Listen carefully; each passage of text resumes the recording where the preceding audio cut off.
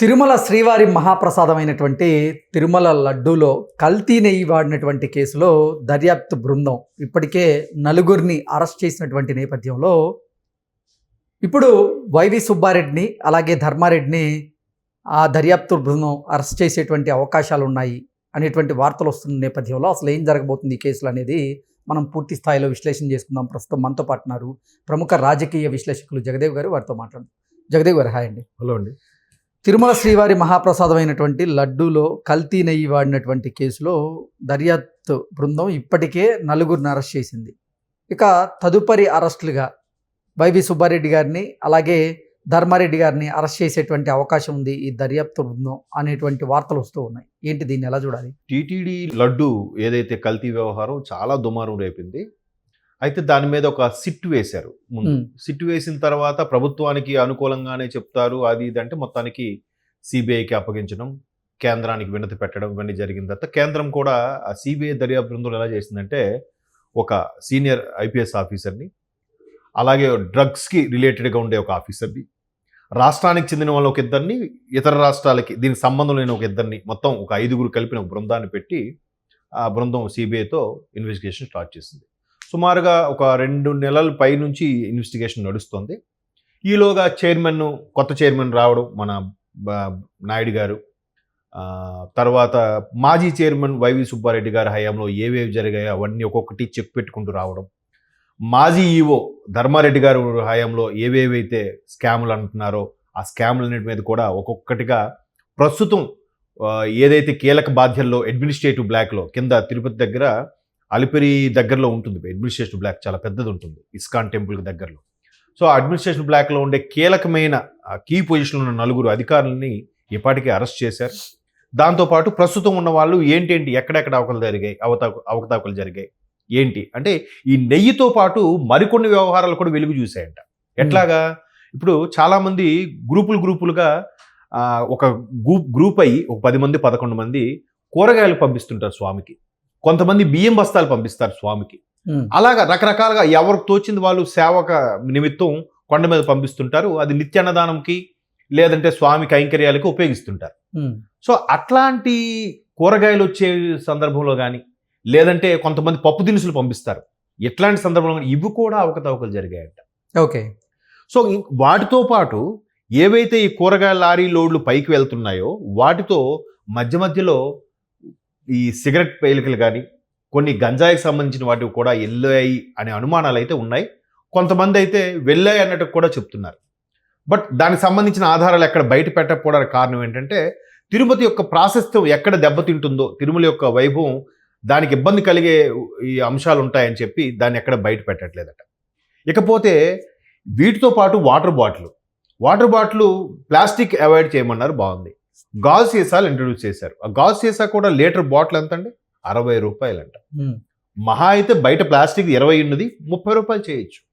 దానికి అదనంగా ఇంకో 30 కలిపి 60 రూపాయలు చేశారు. ఆ 60 రూపాయలు కూడా మాజీ ఈవో ధర్మారెడ్డి గారి హ్యాండ్ ఉందని ఒక వార్త అయితే వెలుగులోకి వచ్చింది. ఇది కాకుండా అన్య మతస్థులు కూడా అందులో ఉన్నారని, అన్య మతస్థులు కావాలని అక్కడ కొన్ని దోపిడీ చేసి అవి వాళ్ళ మతానికి లేదా వాళ్ళ ఆలయాలకి తరలించిపోతున్నారని ఒక ఇది కూడా ఉంది. దాని మీద రీసెంట్గా టీటీడీ కొత్తగా వచ్చిన చైర్మన్ గారు చెక్ పెట్టడం, వాళ్ళు కావాలంటే వాలంటీర్ రిటైర్మెంట్ తీసుకోవచ్చు లేదా మేము వేరే అడ్మినిస్ట్రేటివ్ బ్లాక్కి కింద వేరే దేవాలయాలకి ఎక్కడికైనా దేవస్థానం సంబంధం లేకుండా ఉద్యోగాల్లో నియమించడానికి ఆల్రెడీ జీవో పాస్ చేశారు. ఇదిలా ఉంటే ఈ సిబిఐ వాళ్ళతో పాటు వచ్చిన ఈ 5గురు బృందం ఒక్కొక్కటి ఎంక్వైరీలో రకరకాలుగా విస్తుపోయే నిజాలు బయటకు వస్తున్నాయి. నెయ్యి కల్తీ జరగలేదని చెప్తున్నారు కానీ ఆ నెయ్యి శాంపిల్స్ తెప్పించిన వాటిలో పూర్తి స్థాయి అంటే ఆల్రెడీ లడ్డూలో కలిసింది, అది ప్రజలకు డిస్ట్రిబ్యూట్ అయిపోయింది, తినేశారు. ఇప్పుడు దానికి శాంపిల్ అంటే ఎక్కడ తెస్తాం? లేదు కదా. దాన్ని టెస్ట్ చేయడానికి కూడా అవకాశం లేదు కదా. ఏదైతే ఎప్పుడో నెయ్యి సప్లై చేసిన దాంట్లో దొరికిందన్న దానికి ఇదే నెయ్యి అందులో కలిసిందన్న దానికి సరైన ఆధారాలు కూడా లేవు. ఆ లేకపోవడం కింద స్థాయి ఉద్యోగుల్లో కూడా సరే ఒక్కొక్కరు ఒక్కొక్క రకమైన ఆన్సర్ చెప్పడం వల్ల పొంతన కుదరట్లేదంట. ఈ వచ్చిన నెయ్యికి ఇది లడ్డూలో కలిసిందనడానికి దానివల్ల కూడా ఎన్ని రోజులు డ్రాగన్ అయిందని కూడా ఒక సమాచారం ఉంది. సో మొత్తం మీద రకరకాల ఇష్యూస్ అయితే నడుస్తున్నాయి. రెగ్యులర్గా కర్ణాటక చెందిన నందిని ఏదైతే ప్రొడక్ట్స్ ఉన్నాయో మిల్క్ ప్రొడక్ట్స్ వాళ్ళకి సంబంధించిన నెయ్యిని తెచ్చుకున్న వాళ్ళు సడన్గా వైసీపీ ప్రభుత్వంలో ఆ కాంట్రాక్ట్ క్యాన్సిల్ చేసి ఎక్కడో హర్యానా నుంచి తీసుకొచ్చి తిరుపతి అవుట్కట్స్లో పౌల్ట్రీస్గా పెట్టి దాని నుంచి మళ్ళీ తమిళనాడులో ఒక పౌల్ట్రీస్ పంపించి అక్కడి నుంచి నెయ్యి రూపంలో ఏంటి మళ్ళీ నష్టానికే అలాగెలా కొనుక్కుంటారు?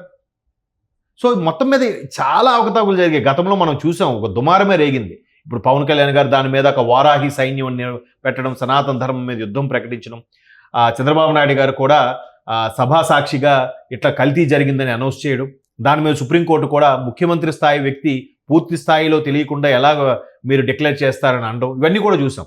సో ఇప్పుడు ఏదైతే ఇన్వెస్టిగేషన్కి టీం వచ్చారో వాళ్ళు ఒక్కొక్కటిగా తీస్తుంటే కల్తీ జరిగిందని నిర్ధారణకైతే రాగలిగారు.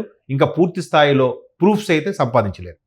అయితే ఈ వ్యవహారంలో కీలకమైన వ్యక్తులు నలుగురిని అరెస్ట్ చేశారని చెప్పారు కదా అడ్మినిస్ట్రేటివ్ సంబంధించి. వాళ్ళు చెప్పిన కొన్ని ఓపెన్ బయటకు చెప్పకూడదు, అవి చెప్పిన విషయాలు ఏవైతే వాళ్ళకి తెలిసాయో వాటి ద్వారా గతంలో పనిచేసిన టీటీడీ చైర్మన్కి, టీటీడీ ఈఓ గతంలో పనిచేసిన ధర్మారెడ్డి గారికి కూడా కంపల్సరీగా నోటీసులు జారీ చేసి విచారణకు పిలిచే అవకాశం ఉంది. వాళ్ళ విచారణ తదుపరి అప్పుడు ఇంకెవరెవరిని పిలవాలి ఏంటి అనేది కూడా నిర్ధారణకు వస్తారట.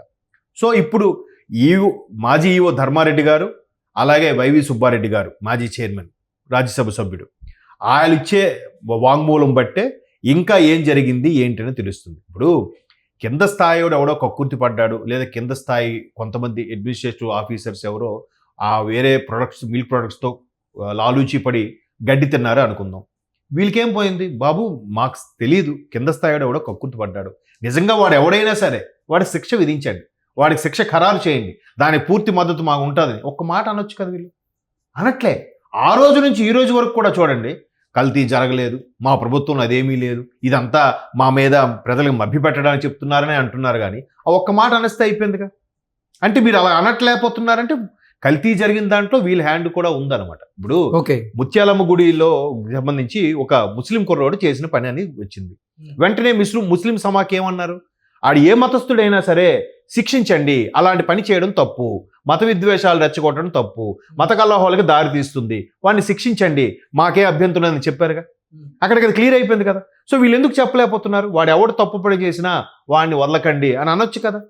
ఒక్క వైసీపీ నాయకుడు కానీ వైసీపీ మేనేజ్మెంట్ కానీ ఇంతవరకు ఒక స్టేట్మెంట్ ఇవ్వట్లేదు, మాకు సంబంధం లేదు, మేము చేయలేదని. అసలు కల్తీయే జరగలేదనే వాదిస్తున్నారు ఇప్పటికీ. మమ్మల్ని బద్నాం చేయడానికే కూటమి ప్రభుత్వం ఈ విధంగా తెర మీద తీసుకొచ్చిందని చెప్తున్నారు తప్ప కల్తీ చేయలేదని ఒక మాట చెప్పవచ్చు కదా. కిందోడు ఎవడో చేశాడు, ఆ వెధవో లేకపోతే ఆఫీసరో ఎవడో ఒకడు సమ్ఎక్స్, వాడిని తిట్టొచ్చు కదా. ఎందుకు తిట్టలేకపోతున్నారు? అంటే కింద స్థాయి నుంచి పై స్థాయి వరకు అందరి హస్తాలు అందులో ఉన్నాయనే కదా. మరి లేనప్పుడు ఓపెన్గా ఒప్పుకోవచ్చు కదా. సో ఇప్పుడు ఏదైతే సిబిఐ ఎంక్వైరీతో పాటు ఈ 5గురు టీము మొత్తానికి నోటీసులు జారీ చేసిందో, ఇప్పుడు సుబ్బారెడ్డి గారు, ధర్మారెడ్డి గారు, ధర్మారెడ్డి గారు అనేది తేలుతుంది. సో వాళ్ళు ఇచ్చిన దాన్ని బట్టి ఇంకెంతమంది చేతులు ఉన్నాయి, టీటీడీలో కీలక పొజిషన్లో ఇంకెంతమంది అధికారులు ఉన్న వ్యవహారం కూడా త్వరలో బయటికి రాబోతుంది. అప్పుడు అంటే ఆ నలుగురితో పాటుగా మరికొంతమంది కూడా ఈ కేసులో అరెస్ట్ అయ్యేటువంటి అవకాశం అయితే స్పష్టంగా కనపడుతుంది. ఖచ్చితంగా ఆ ప్రూఫ్ కోసమే చూస్తున్నారు, దానికోసమే మళ్ళీ స్టార్టింగ్ నుంచి కూడా స్టార్ట్ చేశారు. దాని ప్రూఫ్ కరెక్ట్గా దొరికితే ఇప్పుడు ఏదైతే సుప్రీంకోర్టులో కూడా ఇలా అనౌన్స్ చేయడం కరెక్ట్ కాదని అన్నారో దానికి ఇప్పుడు కరెక్ట్గా సబ్మిట్ చేస్తారు ఆ ప్రూఫ్స్తో. ఓకే అండి, thank you so much. Thank you.